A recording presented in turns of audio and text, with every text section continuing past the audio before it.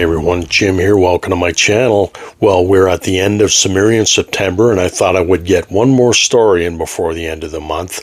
As you know, Cimmerian September is created by Michael K. Vaughan over on his great channel. He's been doing it for a few years, and there's been a few great videos this month from other booktubers, and I will try to link a few of them down below, and I will link Michael's channel down below, and I urge you to go check out his channel and their channels. So today I want to talk about Son of the White Wolf, an Alborak story that was first published in Thrilling Adventures in the December 1936 issue. Now, the Son of the White Wolf takes place in the Middle East during the First World War. Both sides of the conflict, the British and the Germans, each utilize Middle Eastern allies in their conflict in the region. The Germans used the Turks as allies.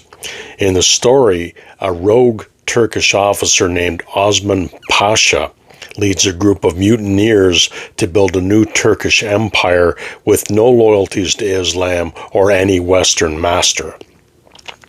Osman Pasha is a megalomaniac with visions of himself as leader of this new empire. They pledge allegiance to the White Wolf, a symbol of an ancient and pre-Islamic Turkish religion.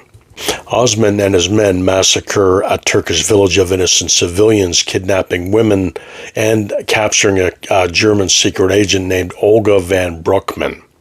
The group's goal is to use the woman to breed a new master race.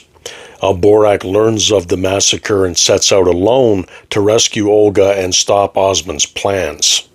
Son of the White Wolf is the last of the Alborak stories, and the first to be explicitly set in the real world by referencing the worldwide conflict of the time and real people like Lawrence of Arabia. It's perhaps the most violent Alborak story as well, showing mass slaughter of the villagers and of the women who are to be used to give birth to a new empire. Gaining the trust of a group of his blood enemies, a motif used quite often by Howard in these stories, Alborak destroys Osman Pasha and his plans of conquest. Now, as I said, the Son of the White Wolf first appeared in Thrilling Adventure pulp magazine, December 1936, but it's been reprinted a couple of times. I'll put a couple of covers up here, but also in the Berkeley Medallion edition, Son of the White Wolf. This is from 1978, and this features Blood of the Gods, The Country of the Knife, and Son of the White Wolf. And it also was printed in this volume along with all the other Alborak stories and Kirby O'Donnell stories and a Steve Clarney story.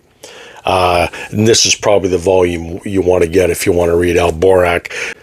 But it was also adapted into a Conan comic book, and that appeared in this volume, Savage Sword of Conan number 37, and that is just an incredible Earl Norm cover. I'm just going to put this closer and you can bask in Earl Norm's greatness for this cover. It's just an incredible cover.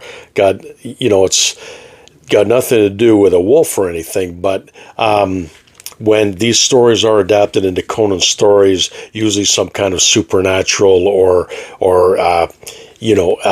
element has to be put in. Like this is a giant lobster that he runs into along with the woman in the story. So that's number 37, Savage Sword of Conan. And the art chores this time around aren't by John Buscema, but by his brother Sal Buscema, with inks by Rudy Nebres. And I'll just show you an example here of the interior art.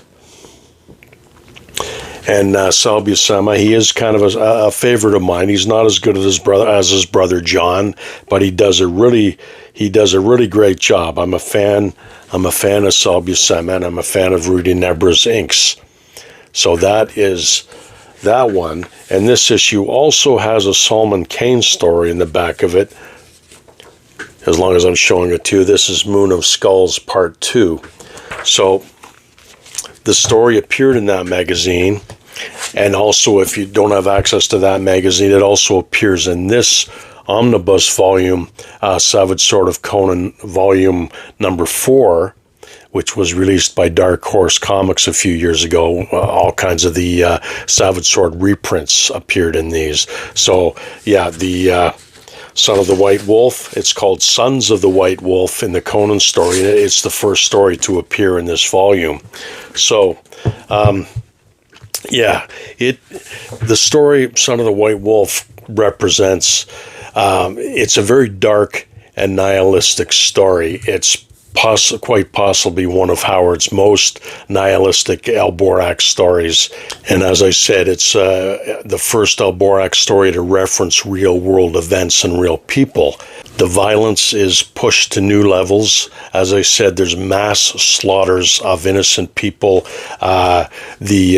The vengeance that Alborac takes out on Osman Pasha is again, I mean, Pasha comes to a violent end at Alborac's sword, as is usually the case with the villains of the stories.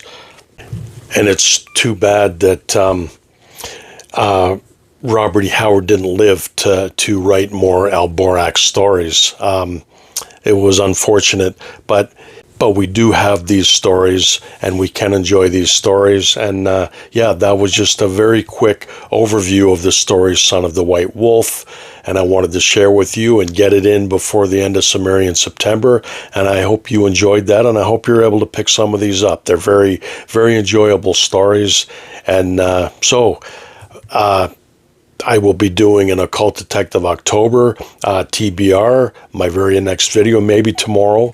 And then I have an announcement coming up October 5th, a special announcement. So stay tuned for that. And until then, I will talk to you soon. You guys take care and keep reading.